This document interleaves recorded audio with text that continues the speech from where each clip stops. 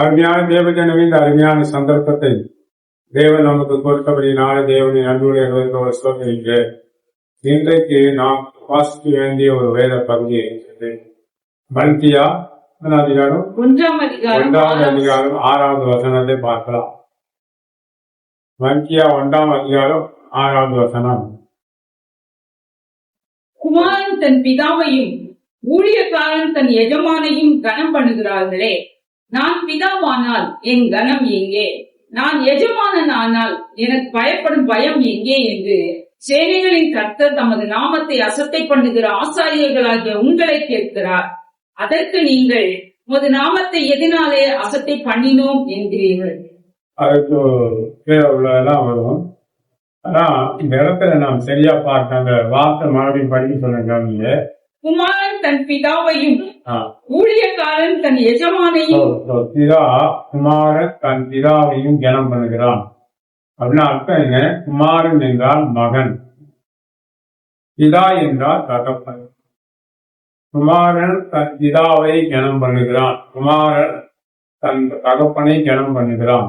கீழே மேய்ப்பன், ஊழியக்காரன் தன் எஜமானையும். ஊழியக்காரன் வேலைக்காரன், அவருடைய வேலை கொடுக்கிறதான எஜமானனை அவன் கனம் பண்ணுகிறான். புரியுதுங்களா? கீழே பாருங்க. நான் பிதாவானால் என் கனம் எங்கே? இதுதான் தேவன் கேட்கிறார். அவரெல்லாம் இருக்குங்களா? மகன் தகப்பனை கனம் பண்றான், வேலைக்காரன் எஜமானியை கனம் பண்றான். நான் பிதாவானா என் கனம் எங்க ரசா அப்படின்னு யாரை பார்த்து கேட்கிறார் பாருங்க. கேட்பீங்க. நான் எஜமானன் ஆனால் எனக்கு பயப்படும் பயம் எங்கே என்று சேனைகளின் கர்த்தர் தமது நாமத்தை அசட்டை பண்ணுகிற ஆசாரியர்களாகிய உங்களை கேட்கிறார். எஜமானனானால் பிதாவானால் என்னுடைய கனம் எங்க? ஊழியக்காரர்களை பார்த்து கேட்கிறார், ஆசாரியர்களை பார்த்து கேட்கிறார். அவங்க கேட்கிறாங்க, எதனால ஏன் அவங்களுக்கு கனவீனம் பண்ணினோம்? அவனுக்கே அது புரியல. ஆண்டவர் என்ன சொல்றார்? நீ கனவீனம் பண்ணிட்டியே அப்படின்னா, நான் எதனால கனவீனம் பண்ணேன்? ஊழியக்காரர்கள் தேவனுடைய பிரமாணங்களை மறந்து போனார். தேவன் செய்ய சொன்னதை செய்யவில்லை, பேச சொன்னதை பேசவில்லை. அவர் விஷயத்துக்கு பேசுகிறார்கள், அவர்களுக்கு செய்கிறார். அதான் கேட்கிறேன், என் கனம் இங்கே விசனத்தோடு கேட்கிறார். ஆசாரியர்கள் பதில் சொல்ல முடியாமல் அவர்களை கிராஸ் கொஸ்டின் பண்றாங்க ஆண்டவர்கிட்ட. இதுதான் அவர் மேல வந்த சாபம். அருமையானவரே, அந்த காலத்துல நடந்தது. அவர் தேவனுடைய ஊழியக்காரர்கள் பிதாவை கனம் பண்ண, எஜமானனை கனம் பண்ண வேண்டும். அப்போ நம்ம மிருகத்தை குறித்து கழுதை தன் எஜமானின் முன்னணியை அறிகிறது. இப்ப நாம ஏன் தேவனை அறிய முடியல? கழுதை தன் எஜமானுடைய முன்னணியை அறிந்து வைக்கிறது. நாம ஊழியக்காரர்கள் தானே, ஆசாரியர்கள் பணியை செய்கிறோம். நாங்க ஆசாரியர்கள் எத்தனால ஆண்டவரை நாங்க துக்கப்படுத்தினோம், விஷயத்த சொல்லுவாயா அப்படின்னு கேட்கிற மாதிரி. அதனால ஃபுல்லா நீங்க படிக்க பாருங்க. அதாவது தேவனை கனம் பண்ணுகிறதான ஒரு வாழ்க்கை நம்மளோட வாழ்க்கையிலே நமக்கு தேவை தெரிகிறது. நிறைய ஊழியக்காரர்கள் ஆண்டவருக்கே ப்ராஜெக்ட் போட்டு கொடுக்குறான். ஆண்டவரே, இந்த டார்கெட் நான் வைத்திருக்கிறேன், நீங்க என் கூட வா. ஆண்டவரே, அந்த டார்கெட் வைத்திருக்கிறேன், நீங்க என் கூட வா. இவன் ஒரு டார்கெட்டை வச்சுக்கிட்டு ஆண்டவரை கூப்பிடுறான். தேவனுடைய டார்கெட் என்ன? இவன் ஆசாரியன், தேவன் எஜமானுடைய முன்னணி அறிய வேண்டாமா? இவன் திட்டத்தை போட்டு, இவன் ஒரு இதோ போட்டு ஆண்டவர் சொல்ற, நீங்க என் பின்னாடி வாங்க, நான் இதை சாதிக்க போறேன், நான் அதை சாதிக்க போறேன். தேவனை விட்டு விட்டா ஆண்டவர் உன் பின்ன நான் வருவதா? நான் சொல்றதை விட்டுட்டு நீ இஷ்டத்துக்கு போனா உன் பின்னாடி எவ்வளவு காலம் வர முடியும்? அதுக்குதான் யார் வருவானா? சாத்தானவன் வருவான். அவனு ஆண்டவர் மாதிரி தான் பேசுவான், ஆண்டவர் மாதிரி தான் இருப்பான். ஒளியின் தூதனுடைய வேட்டை கழித்து வருவான் சாத்தான். எப்படி நிரப்பத்தையா? ஒளியின் தூதனுடைய வேடத்தை கழித்து வருவான். அவன் சாத்தான் தான். அவங்க பேர் வெள்ளடிக்கப்பட்ட கந்தரை, ஆட்டுத்தோல் கொத்த ஓனாய், இப்படிதான் அப்படியே தான் வருவான். ஆனா தேவன் வரமாட்டா. அவர் உண்மையா இருக்க சொல்வார். ஏமாத்தாதையா, பொய் சொல்லாதையா, நான் சொல்லாதையா, நான் செய்யக்கூடாது சொன்னதை ஏயா நீ செய்யற, இப்படிதான் அவர் பேசுவார். இவன் என்ன செய்வான்? இந்த நான் தான் வா, பொய் பித்தலாட்டம் ஏமாத்தானோ இது எல்லாம் சாத்தான் சொல்லி கொடுக்குறான். எப்படி? ஆண்டவர் மாதிரியே தான் பேசும். அப்படித்தானே ஏதேன்னு வந்து பேசுனா ஆண்டவர் பத்தி குறை சொல்றான் வியாபாரங்கிட்ட. அந்த அம்மா அதை ஏத்துக்கிட்டு அதே மாதிரி அதை செஞ்சுட்டு அதுல வந்தது தானே இவ்வளவு துன்பங்களை தான். அருமையானவர்களே, தேவனுக்கு நாம் ஆலோசனை கொடுப்பதற்குரிய தகுதி நமக்கு கிடையாது. அவர் போ என்றால் நான் போக வேண்டும். ஒருவர் சொல்கிறான் நான் போ என்றால் ஒருவன் போகிறான், வா என்றால் ஒருவன் வருகிறான். அவன் யாரும் நூற்று கல்வியா? புரியுதுங்களா? அப்ப ஆண்டவர் போனா போகணும், வானா வரணும். அதான் நம்மளுடைய வேலை. இங்க உட்காருனா உட்காரணும். இங்க இருந்து ஆண்டவர் என்ன இங்க போ அப்படின்னா நான் பார்த்து போயிட்டே இருக்கேன். இங்க வசதி எல்லாம் பார்க்க மாட்டேன். ஏற்கனவே இங்க தொடர்த்தா இருக்கு. இந்த விட விட்டு கிளம்ப சொன்னா நான் பார்த்து போயிட்டே இருக்கேன். காரணம் என்ன? தேவ சாயல் எனக்குள்ள இருக்கிறது, தேவ ராஜ்யத்தின் ஆளுகை எனக்குள்ள இருக்கிறது. தேவன் என் மேலே கண்ணை வைத்து எனக்கு ஆலோசனை கொடுக்கிறார். நீ போவா போவேன், நில்லென்றால் நிற்க. அதான் எனக்கு தேவை. தேவனுடைய நடத்துதல் இல்லாமல் நம்ம இஷ்டத்துக்கு ஒரு இடத்துல இருக்கும்னா ஆண்டவருக்கு உங்களுக்கு உள்ள தொடர்பு எப்படியோ எனக்கு தெரியாது. ஆண்டவர் அழைத்தால் நடத்துவார். அவருக்கு பின்னாடி தான் போகணும். அவருக்கு முன்னாடி கூட போகக்கூடாது. அவர் பின்னே போகணும். கிறிஸ்துவின் அடிச்சுவட்டை பின்பற்ற வேண்டாம். புதிய ஏற்பாடு ஆண்டவராக இயேசு கிறிஸ்து போனேன் ஒரு பாட்டு. அப்ப நாம் என்ன செய்யணும்? ஆண்டவரை பின்பற்ற வேண்டும். நமக்கு இலை பாட்டு வேணும். ஒரு பாட்டுக்கார சொல்லுவார், சிலுவையின் நிழலில் அழுதினம் அடியார் சார்ந்து இழைப்பாடிடுவே. நாம் சிலுவை நிழலிலே சாய்ந்து இழைப்பார். அதுதான் நமக்கு சாயிற இடம். வேற எந்த பூமட்டையும் கிடையாது. ஆண்டவருக்கு ஆலோசனை கொடுத்து இவன் பணக்காரனாகிறது பொய் சொல்லி ஏமாத்தி பித்தலாட்டம் பண்ணி ஊழியக்காரன் செல்வந்தன் ஆகுறான், வெறுவ பேச்சு பேசுறான். அவன் எதனால பணக்காரன் ஆனான்னு தெரியாது. அப்போ அவனுக்கு யாரு அவன் பணக்காரன் ஆகிறதுக்கு திருஆலோசனை கொடுத்தார்களோ அவர்கள் தான் அவன் சாகும்போது கொண்டு போவாங்க. நிறைய ஊழியக்காரன் பரலோகத்துக்கு போக மாட்டான். நீ நினைக்காத ஊழியக்காரங்களாம் பரலோகத்துக்கு போயிடுவாங்க. பாஸ்டர்ஸ் நிறைய பேர் போக மாட்டாங்க. சகைவன் சொல்கிறார், ஓர் அத்தனையார் அநியாயமாய் வாங்கினது உண்டானால் 4 அத்தனையார் திருப்பி கொடுக்கிறேன் செலுத்துறேன்னு சொல்றார் சகை. இப்ப ஆண்டவர் அவங்க வீட்டை தங்க போறேங்கிறார். நீ பொய் சொல்லி ஏமாத்தி ஏழையும் வசதி உள்ளவனையும் பொய் சொல்லி ஏமாத்தி துத்தம் வாங்கி நீ ஏமாத்தி செல்வந்தனா வாழ்ந்தா நீ எங்க போக கூட ஆண்டவரா இருக்கார். பொய்யனும் பொய்க்கு பிதாவுமா இருக்கிற சாத்தானவன் உன் கூட எதுவும் உனக்கு ஆலோசனை கொடுப்பான்.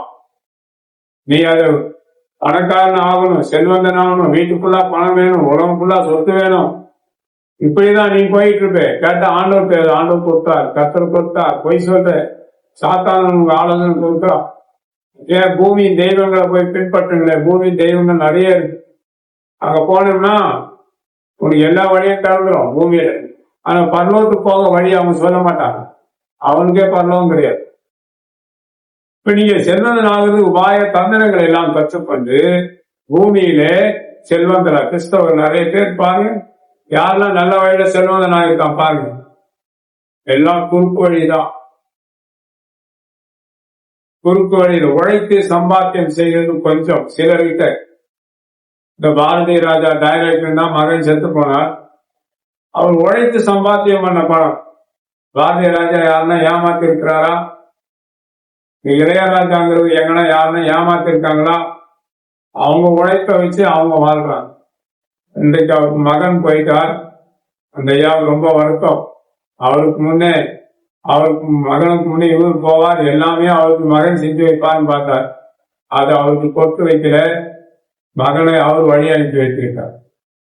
புரியுதுங்களா? அது என்ன வேதனைக்குரிய விஷயம். ஒரு மகனை இழந்து பார்த்தாதான் தெரியும் அந்த தகப்பனுடைய உள்ளம் தவிப்பு எப்படி இருக்கும். அதை புரிந்து கொள்ள வேண்டும். எல்லாரும் கமெண்ட் அடிப்பார், எல்லாம் செய்ய வைப்பார். அவர் கதறி அழுகிற காட்சி நான் செல்ல பார்த்து அது எவ்வளவு பெரிய பரிதாபத்துக்குரிய நிலைமை. அந்த பையன் ரசிக்கப்பட்டிருந்தா எவ்வளவு பாக்கியமா இருக்கும்.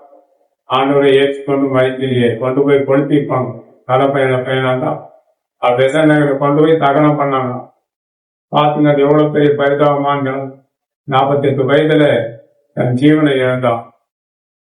எல்லாருக்கும் சொல்லுகிறேன், ஆண்டவரை நம்புங்கள், இயேசு கிறிஸ்துவை நம்புங்கள். உழைத்து சம்பாத்தியமான பாரதி ராஜா அவர்கள் உழைத்து சம்பாத்தியம். பாரதி ராஜா யாருன்னா ஏமாத்தி சொத்துக்காக தெரியல.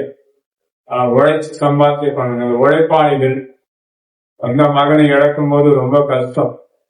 இந்த இளையராஜா என்பவர் தன் மகளை இழந்தார் இல்லைங்களா, அது அந்த அவன் உள்ள எப்படி இருக்கும்? அவனை தன்னைத்தானே தேத்திட்டு இருக்கான். அவளை யாரை ஏமாத்தினாங்க? அவங்க உழைச்சி சம்பாத்தியம் பண்ண. எத்தனை இந்தைகள், எத்தனை அவமானங்கள், எத்தனை வேதனைகள், எத்தனை சஞ்சங்கள், எத்தனை தவிப்புகள் புரியுதுங்களா? சரிய உழைப்பு, வேதனைகள் எல்லாவற்றையும் சகித்து தாங்கி அவர்கள் ஒரு நிலைக்கு வந்தார். அந்த பாரதி ராஜா என்பவர் அப்படிதான் வந்தார். அவருக்கு யாருன்னா கணக்கு கேட்க முடியுமா? உழைப்பாலே உயர்ந்தவர்கள். அந்த பையன் 48 வயசுல செத்து போயிடுச்சு. எவ்வளவு வேதனை புரியுதுங்களா? அருமையானவர்களே, நாம் எப்படி பணம் சம்பாத்தியம் செய்கிறோம் என்பதுதான் கேள்வி. ஊழியக்காரர்கள் நிறைய பேர் பொய் சொல்றான், ஏமாத்துறான், ஃப்ராட் பண்றான்.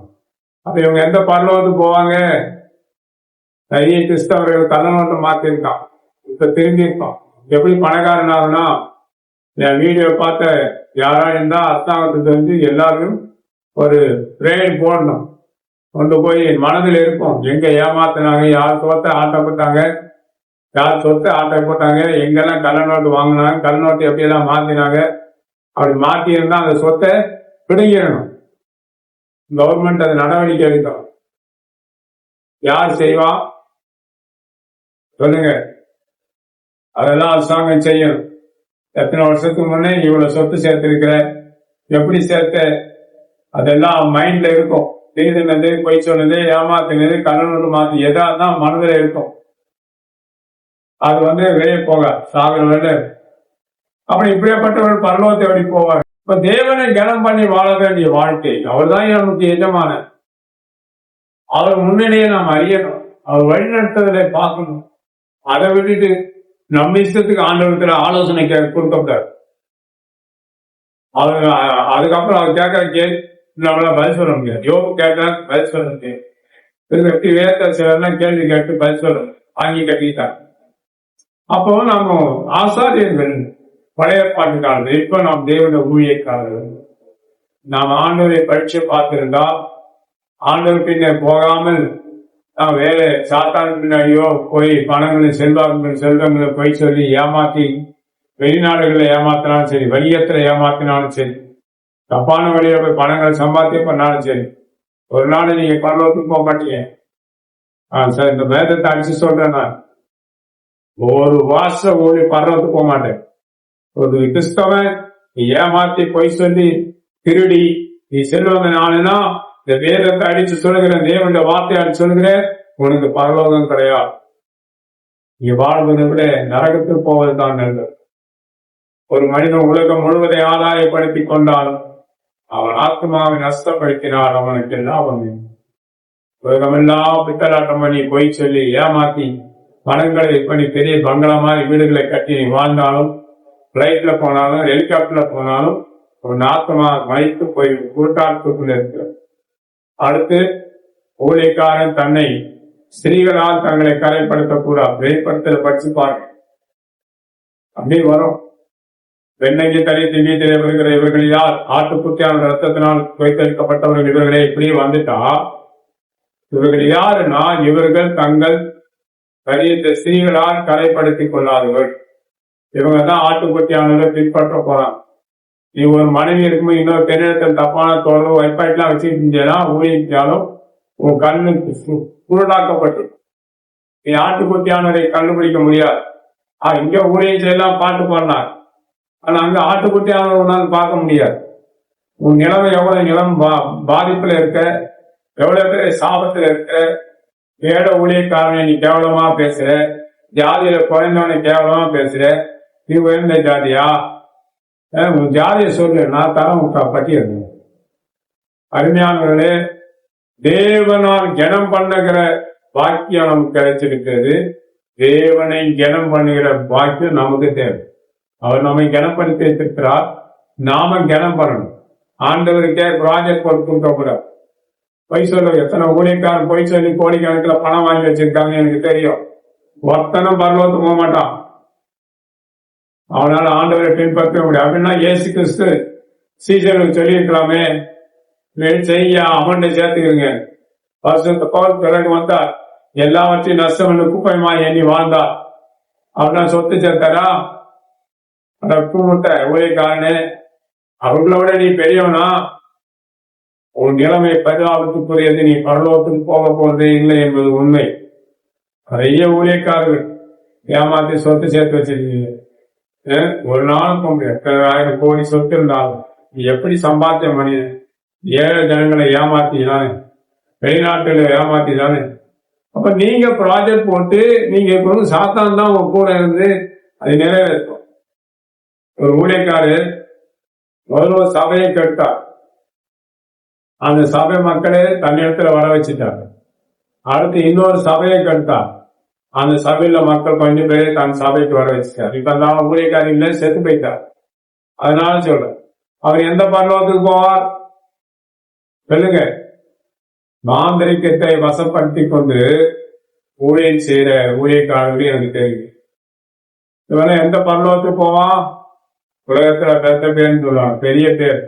ஆனா பரலோகத்துக்கு போக முடியாதுங்க. சொத்து இருக்கும், பெரிய சபையை கட்டி வச்சுக்கலாம், எல்லாம் போய் போதனை பண்ணலாம். ஆனா கழுதியிலே சகாயம் சண்டிலே நாசம் அடையும் காலம் வரும். பரலோகத்துக்கு போக முடியாது. அங்கேதான் சுத்திட்டு இருப்பான் ஆள்ல எங்கன்னா. நிறைய ஊழியக்காரர்கள் அப்படிதான் இருப்பாரு, பரலோகத்தையே போக மாட்டாரு. அப்ப கிறிஸ்தவங்க எப்படி இருப்பீங்க? யார் குடும்பத்தை கெடுத்திருந்தா நீங்க எப்படி பரலோகத்துக்கு போவீங்க? ஒரு ஊழியக்காரன் பேரை கட்ட அப்படி பரலோகத்துக்கு போவீங்க. ஒரு குடும்பத்தை கட்ட அப்படி பரலோகத்துக்கு போவீங்க. பயிரை மட்டும் தூக்கி போனா போதுமா? தேவனுடைய பிரமாணங்களை கை கொள்ள வேண்டாமா? தேவனுடைய பிரமாணங்களை கை கொள்ளாதவங்களுக்குள்ள பணம் இருக்கும், சொத்து இருக்கும். ஏன்னா அவன் ஆலோசனை கொடுத்துருவான். தேவ பிரமாணத்தை கை கொள்ளுறவனுக்கு தான் போராட்டம். தேவ பிரமாணத்தை கை கொள்ளாதவனுக்கு போராட்டம் கிடையாது. எல்லா அனுகூலமும் உங்களுக்கு சாதகமா இருக்கும். தேவ பிரமாணத்துக்கு கிரிச்சிக்கிறவன் சாத்தானானவன். தேவ பிரமாணத்தை கை கொள்வதற்கு விரோதமா தான் சாத்தானானவன் கிரிச்சிக்கிறான். அவனுக்கு எப்படி பணம் வரும், எப்படி பொருள் வரும்? அவன் பொருளை திருடுறதுக்கும் பிடுங்கிறதுக்கு தான் திட்டமிடுவான். அவன் சாத்தானுடைய என் பொருளை திருடணும், கொள்ளடிக்கணும்னு பார்க்க ஏமாத்தணும்னு அவனுக்குள்ளே பேய் இருக்கு, சாத்தானுடைய ஆவிய. அவன் பிள்ளைங்க விளங்கவே மாட்டாங்க. கொஞ்ச நாள் ஆச்சுன்னா தெருவோட அழகு, வாழ்க்கை நல்லா இருக்காது. புரியுதுங்களா? அப்போ அவங்க வாழ்க்கை நிம்மதி இருக்கு. அது மாதிரிதான் ஊழியக்காரங்க பொருட்கள் எல்லாம் கொள்ளடிக்கணும், ஊழியக்காரங்களை ஏமாத்தணும், ஊழியக்காரங்க ஜனங்களை ஏமாத்தணும். வர விசுவாசியே அப்படியே தான் கிடப்பான். இவன் மட்டும் நல்லா இருக்கும். இப்ப ஜனங்களை வாழ வைக்கணும் இல்லையா? எனக்கு ஒரு ஊழியக்காரர் தெரியும். அவங்க ஜனங்கள் எல்லாம் ஒருத்தரா பாரின் கணுப்பார். போ போ போ தைரியப்படுத்தி அனுப்பார். குடும்பத்தை நல்லா வச்சுக்கையா. எல்லாமே பணம் சம்பாத்தியம் பண்ணி குடும்பத்தை பெற்றோரை நல்லா வச்சுட்டாங்க. அதுல எடுத்து அந்த ஊழியக்காரருக்கும் காணிக்கையை தசமான அனுப்பினான். பாருங்க, குடும்பமும் வளமாயிட்டு இவனுக்கும் ஆண்டவர் உதவி செய்யும். பிள்ளைகளை சபைக்கார பிள்ளைகளை உற்சாகப்படுத்தி அதை செய் இதை செய் நேர்மையா வாழ அந்த ஊழியக்காரர் அப்படி ஜனங்களுக்கு போதிச்சதுனால அவங்க மன தெளிவடைந்து போயிட்டு எல்லாம் வசதியா இருக்கான்.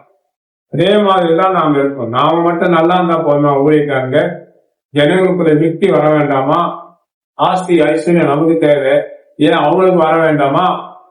அருமையானவர்களே, நாம் தேவனுக்கு ஆலோசனை கொடுக்கலாம். தேவ ஆலோசனையை நாம் கையில எடுக்க வேண்டும். என் வாழ்க்கையில இதுதான் சித்தியம் இருந்து வெளியில வந்த ₹1 காசு கூட நான் கொண்டு வரல. என்கிட்ட பணம் இருந்து அது வந்து பணம் திரும்பி போனவங்க நிலைமையெல்லாம் எனக்கு தெரியும். புரியுங்களா? பரிதாபமான முறையில செத்து போனாங்க. அவங்கெல்லாம் இன்னும் சிலர் இருக்காங்க. அந்த மாதிரி அதுக்கு யாருக்கையும் அவங்களுக்கு வரும். ஒரு ஊழியத்துல இந்த பணத்தை திருடி கொண்டு போய் அங்க ஊழியம் செய்யும். இந்த மாதிரி ஆட்கள் நிறைய இருக்கான். நமக்கு அது தேவையில்லை. தேவனுடைய ஆலோசனை கீழ்ப்படியவன். அவர் எஜமானனால் அவரை நான் கனம் பண்ணணும். அவர் பிதாவானால் அவரை நான் கனம் பண்ணணும். அவர் ஆலோசனை கீழ்ப்படியவன். அதான் பிரமாணம். நாம் தேவனை துதிக்க வேண்டும், ஆராதிக்க வேண்டும். தேவன் என்னை பார்க்கிறார் என்கிறதான எண்ணம் நமக்குள்ள எப்பவுமே இருக்கும். கல்யாணம் பண்ணாம ஊழியம் செய்யறேன் நான் ஊரெல்லாம் தண்டலா போட்டுருக்கீங்க. எந்த பெண்ணா நினைச்சு டாய்லெட்டு ரூம்பு பாத்ரூம்ல கெட்ட விதமா எண்ணம் கொண்டு சரீரத்தை பொறுத்து இந்த வெளியேற்றினா நீ எந்த பருவத்துக்கும் போக முடியாது. நீ கரப்பட்டவன்.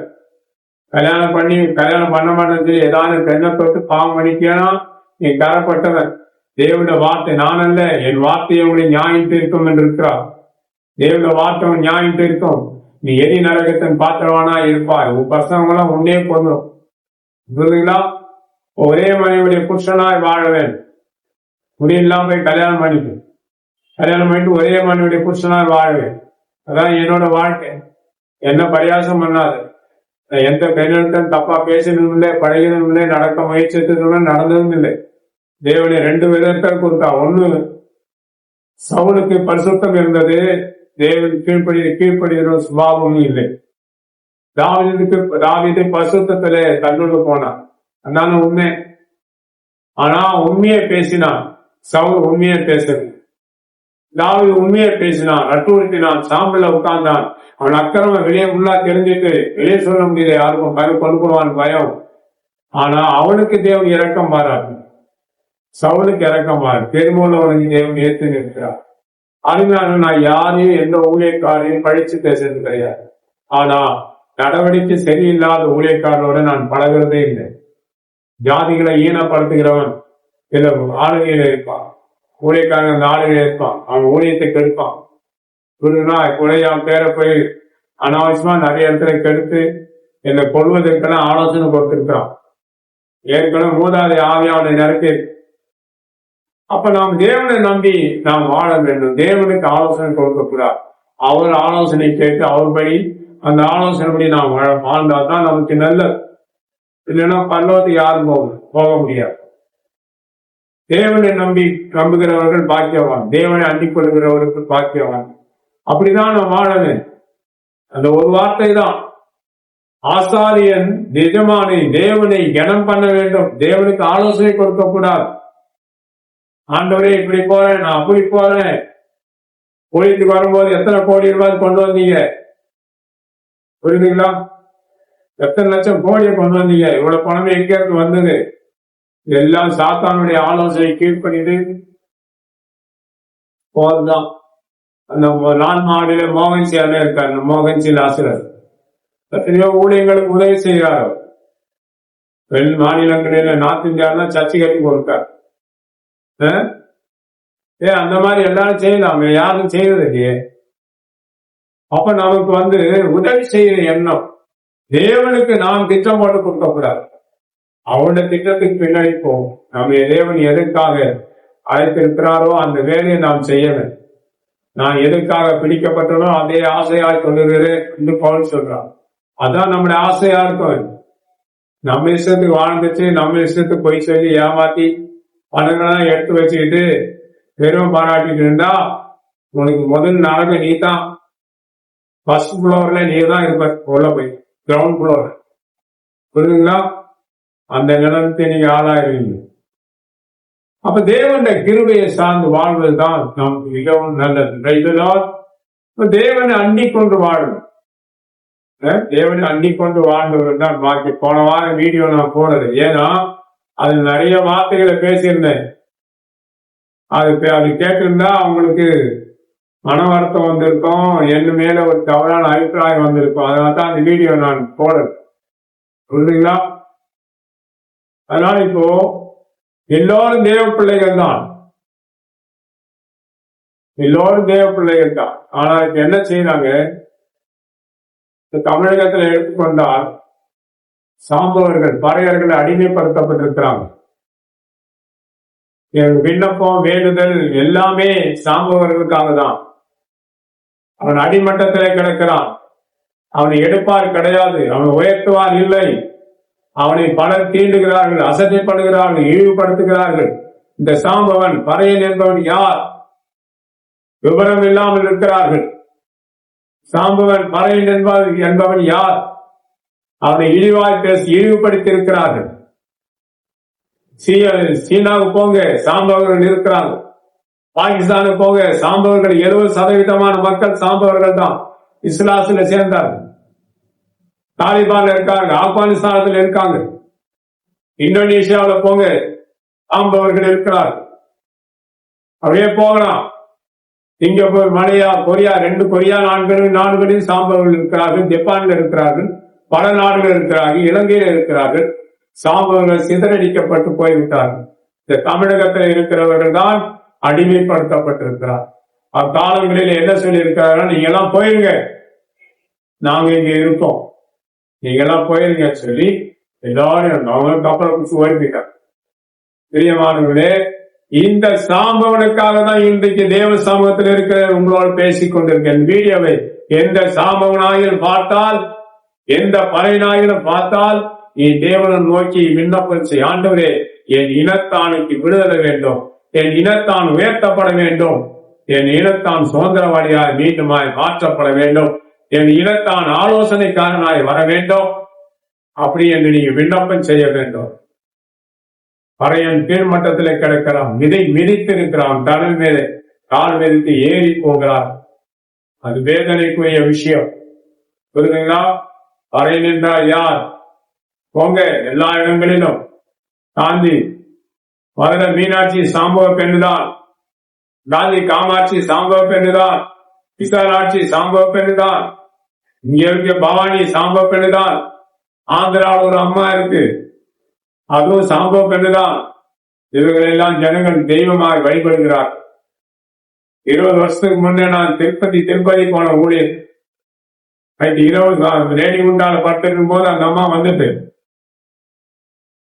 இல்லப்போ நான் ஆந்திரா பிரதேச இது வெள்ளோ பைட்டி அப்படின்னு சொல்லி எனக்கு தெரியல.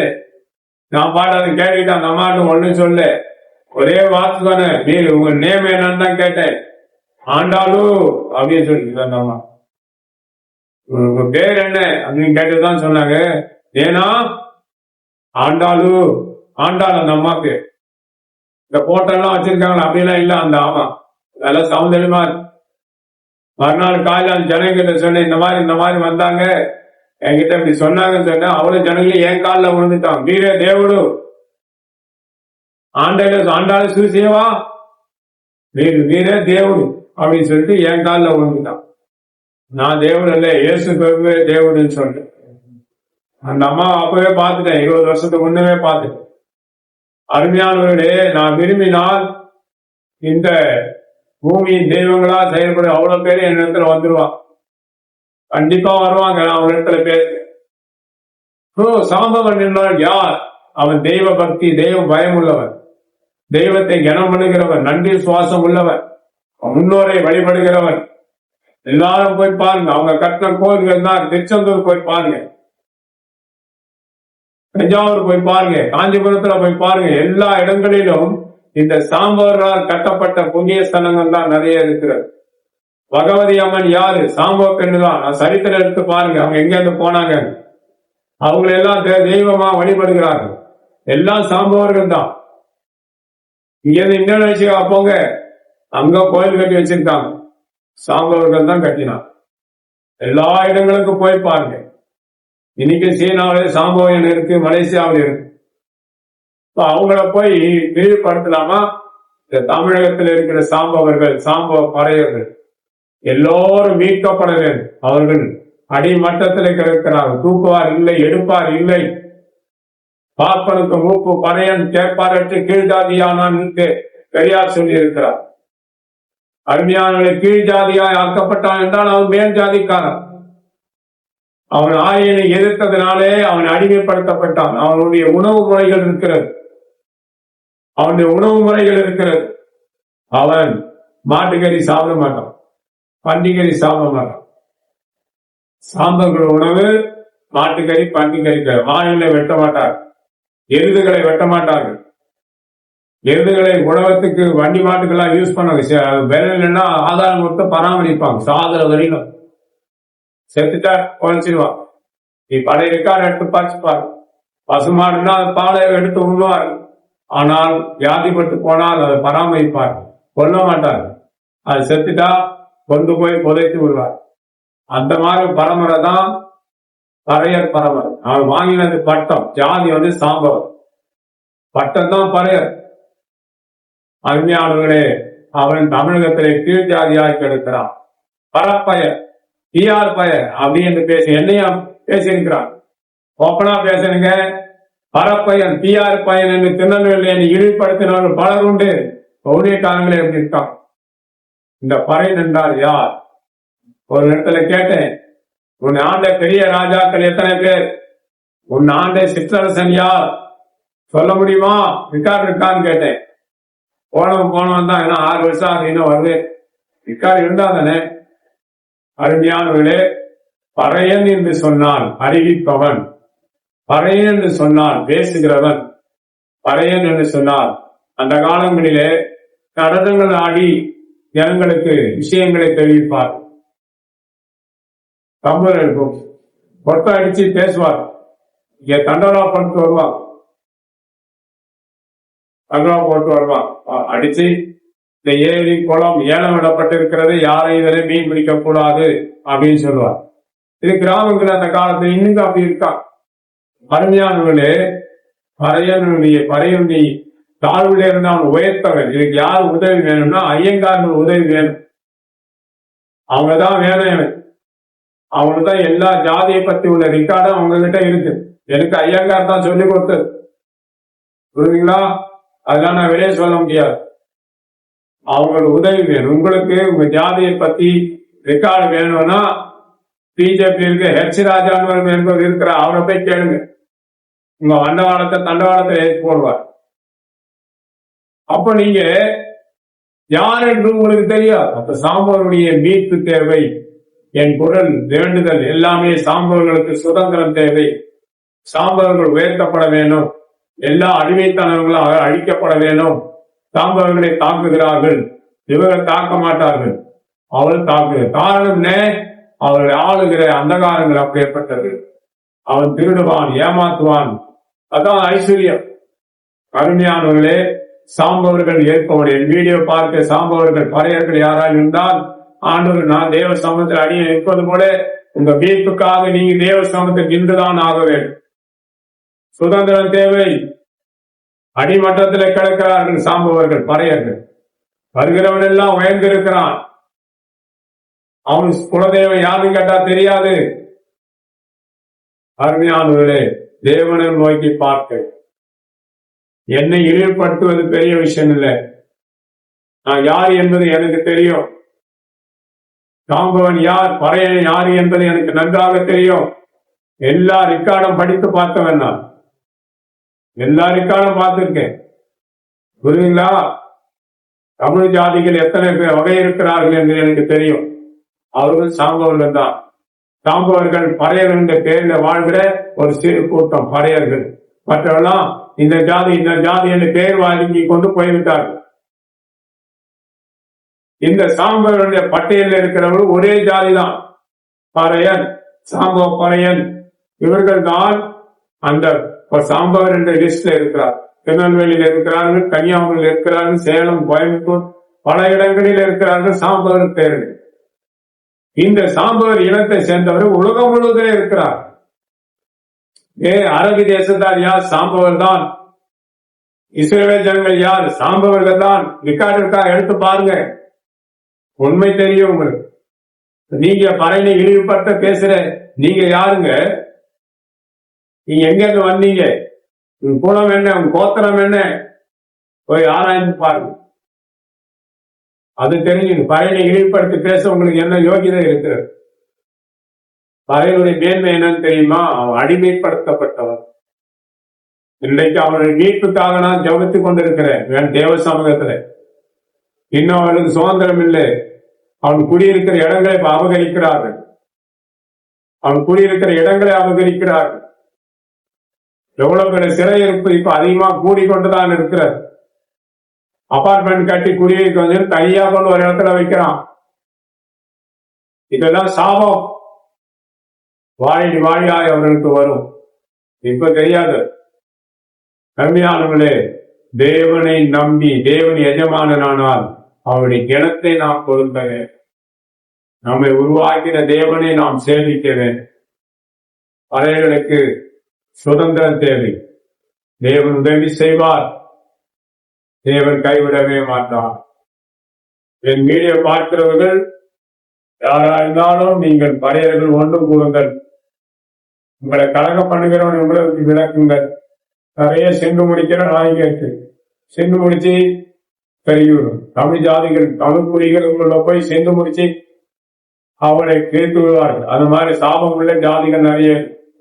அதனால நீங்க பறையர்கள் எல்லாம் ஒன்று கூடுங்க, ஒன்று கூடுங்க. தமிழர்கள் எல்லாம் தமிழ் குடிகள் எல்லாம் ஒன்று கூடுங்க. ஒன்று கூடி தேவனை நோக்கி பாருங்கள். பறையர்கள் சாம்பவர்கள் ஒன்று கூடுங்க. ஒற்றுமையா இருங்க, ஐக்கியமா இருங்க. எல்லாருக்கும் ஜாதி சங்கம் இருக்கிறது. பறையர்களுக்கு ஜாதி சங்கம் யாருன்னா பறையர் ஜாதி சங்கம் அப்படி வைத்திருக்கிறார்களா? அதை வச்சிருந்தா ரொம்ப சந்தோஷம். எல்லாரும் ஒன்று கூடி ஒற்றுமையா இருங்கள். பாருங்க, ஒரு வேற ஜாதிக்கார சபையில போய் பறையர்கள் எல்லாம் குவிஞ்சிருக்கான். அவன் ஜாதிக்கார பல ஜாதிக்கார எங்கன்னா கூலி செஞ்சு அவன் சபையில எந்த பறையனா போய் குவிஞ்சிருக்கான பாருங்க. அந்த ஜாதிக்கார பல ஜாதி ஊழியக்கான இடத்துல வந்து வருவானா? புத்தி இல்லையா அவங்களுக்கு? வேற ஜாதிக்காரங்கிட்ட போய் உட்காருவீங்க. ஏன் உன் ஜாதி ஊழியக்காரன் எங்க? அவனை தேடி போலாமே, அவனை வாழ வைக்கலாமே. அவன் கூட தேவன் இல்லையா? அங்க போய் விழுவீங்களே. பரஜாதிக்காரன் ஊழியம் செய்யறான், அவங்ககிட்ட போகக்கூடாதா? அவனுக்கு காணிக்க கொடுக்க கூடாதா? அவனுக்கு தசமானம் கொடுக்க கூடாதா? பெரம்பூர்ல ஒருத்தர் ஊழியம் செய்து கொண்டிருந்தார். அவர் பட்டாளத்துல இடம் வாங்கி கொண்டு போனார். ஒருவன் 10 பேர் 15 பேரை கூட்டி கொண்டு போய் அங்கே எப்படி வரலாம் என்று சொல்லி சண்டைக்கு போனான். அப்ப அவன் கிளம்பும் போது நாங்க இருந்தேன் 96வது வருஷம். இங்க இருந்து பெரம்பூர்ல நாங்க போன அவர் பேரு ஏதோ ஒரு பேர் என்னமா அது இல்லை, அவர் பேரு ஞாபகத்துல இருந்தது, அதான் சொல்லல வரல. பால் கிருபாகரன் தெரியுமா அவனுக்கு? பால் கிருபாகரன் என்பவர் பெரம்பூர்ல ஒரு கொட்டக சபை வைத்திருந்தார். யாராரோ உதவி செய்து பட்டாளத்துல ஒரு இடம் வாங்கினார். இப்ப இருக்காருன்னு தெரியல.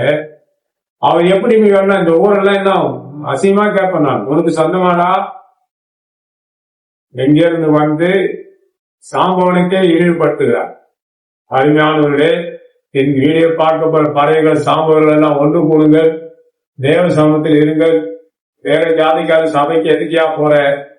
உன் ஜாதிக்காரன் சபைக்கு போ. அவன் ஜாதிக்காரன் வருவானா? உன் ஜாதிக்காரன் சபைக்கு அவனா வருவானா? வரமாட்டான். அவன் ஜாதி வேற ஜாதி, அவன் ஜாதிக்காரன் சபைக்கு தான் வருவான். நீ எதுக்கு அங்க போற? உன் பறையின் இடத்துல போ. அங்க ஆலோசனை வராதா அவனுக்கு? அங்க இருந்து தேவனோட இடப்பட மாட்டாரா? அவன் வசியம் பண்ணி மாய வேலை பண்ணி உங்களை வசப்படுத்தி இருப்பான். எனக்கு தெரியும் யாரெல்லாம் மாந்திரிக வச்சு ஊழியத்தை வளர்த்திருக்காங்கன்னா எனக்கு தெரியும். அந்த வாசல்ல போய் நின்றாலே தெரிஞ்சிடும். அங்க ஒரு அந்தகாரம் இருக்கும். அருமையான தேவனுடைய சமூகத்தை தேவனை கனம் பண்ணி வாழுங்கள். தேவன் கைவிட மாட்டார். நீங்களா இஷ்டத்துக்கு போனீங்கன்னா போயிட்டே இருக்க வேண்டியதான். கடைசியில் ஆண்டவர் கேட்ப, எங்கேயா சிலுவையா? ஐயோ எங்கே விட்டுட்டானே, அதோட கதை முடிஞ்சிடும். சிலுவையை எடுத்துக்கொண்டு பின்பற்றினவனுக்கு தான் பரலோகம். சிலுவையை விட்டுட்டு பணத்தை கட்டா வச்சுக்கிட்டு நீ போனா ஆண்டவருக்கு தெரியாது.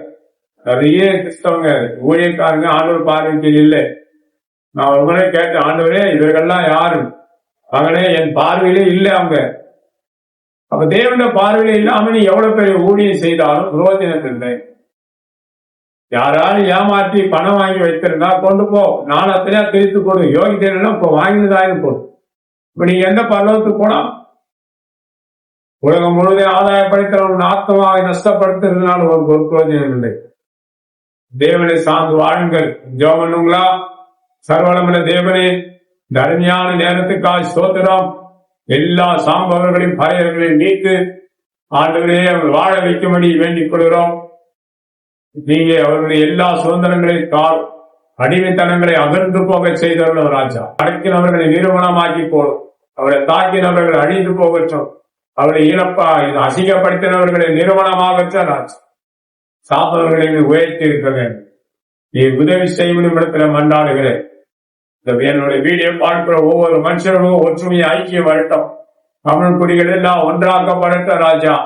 அவர்களை பிரிக்கிற எல்லா ஜாதிகளும் அழிந்து ஒன்றுமில்லாமலே போகட்டும். ஜாதிகளுக்குள்ளே தமிழ் குடிகளுக்குள்ளே சென்று முடிக்கிறவன் கலாக்காரன் அழிந்து போகட்டும். சாம்பவர்களை எழுப்பிவிடும். உங்களை நாம் மயப்படுத்தும் தாக்குறோம். இயேசு கிறிஸ்துவின் நாமத்தில் பிதாவே. ஆமென். Praise the Lord. God bless you.